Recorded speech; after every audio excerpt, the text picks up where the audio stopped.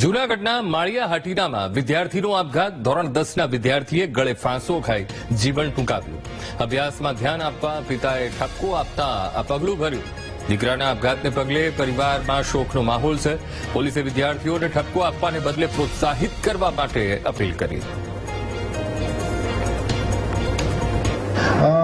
અરવિંદભાઈ પોતાના બાળકને હવે 10મું બોર્ડ આવનાર હોય, જેથી પોતે અભ્યાસમાં ધ્યાન આપે તે માટે ઠપકો આપતા આ બાળકને લાગી આવતા આ બાળકે ગળે ફાંસો ખાઈ અને આપઘાત કરેલ છે.